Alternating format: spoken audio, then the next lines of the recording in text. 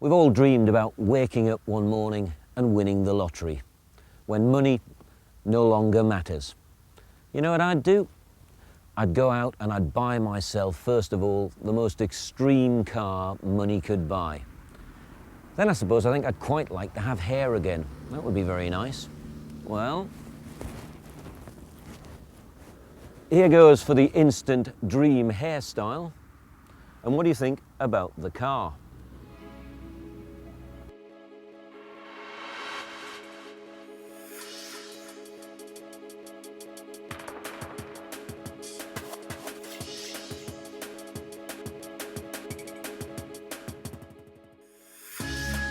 I'm not so sure about the extreme weather, but I'm sure you'll agree this is one seriously extreme motor car. In fact, it's a very extremely rare car. It's a Bentley Continental T personal commission, one of only one ever built. It would cost you roughly £300,000. The idea of it was it's Bentley showing just how personal you can get with the car of your dreams. It's sort of like the motoring equivalent of a Savile Row's finest suit. So let's see if this suit fits me. Welcome to the cosseted world of Bentley.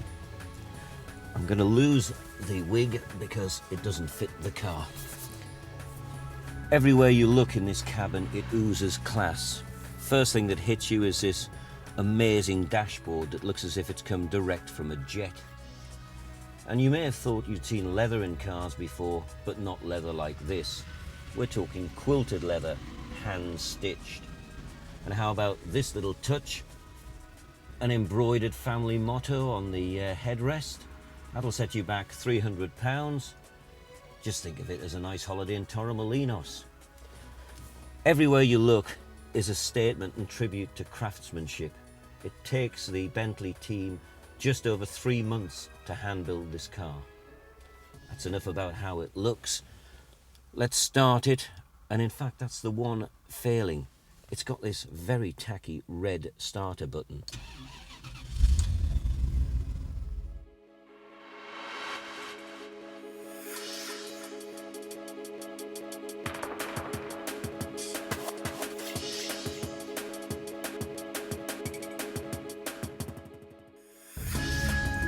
Everything about this Bentley is big, monster big. Like the 6.7 litre engine, which will propel you from 0 to 60 in 5.8 seconds, and should the old bill allow, all the way up to 170. It's got a sports mode that when you suddenly hit the pedal, we have liftoff. At over 20 foot long, handling the Continental T on B roads and even A roads should be a bit like wielding a super tanker down a river. But it's surprisingly nimble on the road. It actually handles very, very well. Feedback is good, and you feel very much at ease with the road. It's a type of car that enjoys demanding roads despite its size. The trouble with supercars is you never ever see them doing anything normal. When was the last time you saw a Bentley at the local supermarket? Harrods maybe, but supermarket? It's not on, is it? No, I've had a look. There's nowhere to park. I'll need at least 3 spaces. I'll get somebody else to do the shopping. Bye.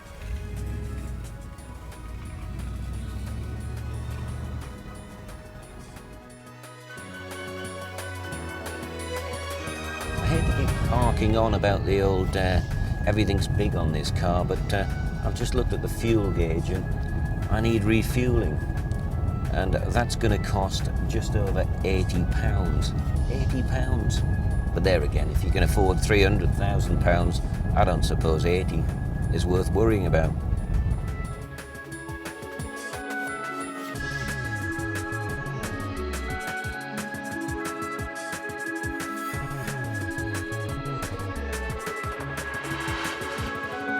The fuel I'm putting in now will take this beast just about 400 miles if you're lucky, at just over 12 to the gallon.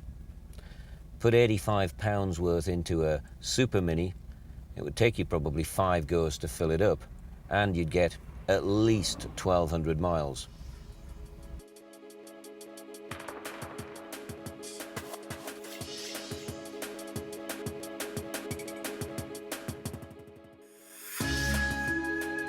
Having filled this machine up, I think I've just about got enough money left for a bite at my favourite eating place. Here it is. The thing I like about these Bentleys are you get personal service wherever you go. Thank you very much, my dear.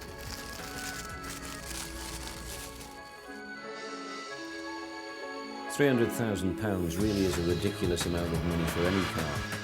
But there again, the average Bentley owners usually have at least 6 other cars, including a Ferrari and a Porsche. And if you want to be more sensible, you could always buy 30 Ford Focuses and give one to all your family and friends.